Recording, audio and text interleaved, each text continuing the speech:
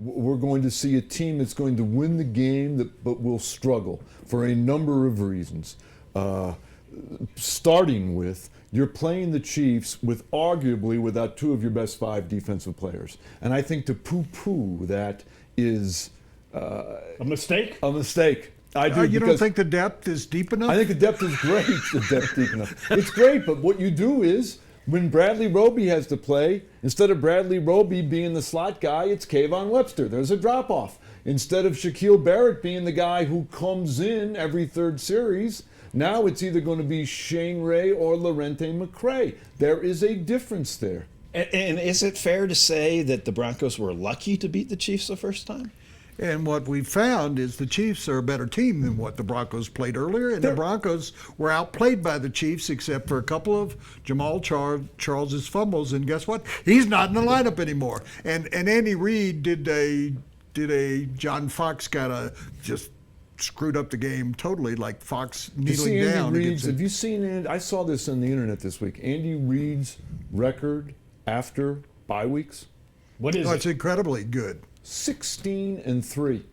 I don't care if the majority of those games are home games or whatever. That's a big enough sample size to say that when you, and Andy Reid's not the best coach in the NFL, but when you give him 2 weeks, he's pretty good.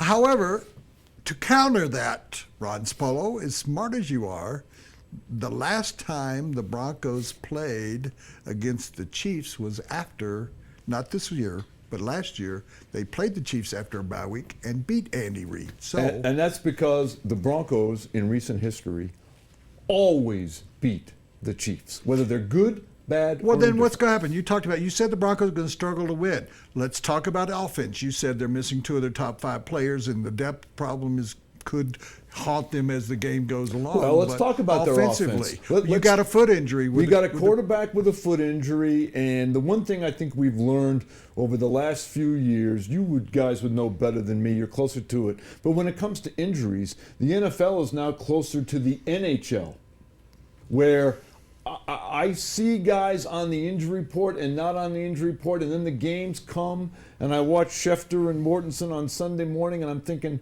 wait a minute, this guy wasn't even on the injury report. So we really don't know the extent of his foot injury. Okay, I think he'll be just fine with the foot. I think he will too. You know what's wrong with his foot?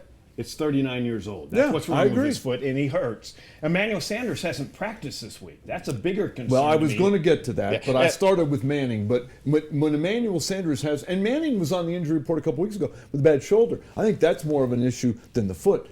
Emmanuel Sanders is a far bigger issue if he cannot play, but I also because he can actually run when healthy. He can affect the game. Right. Just his presence. Well,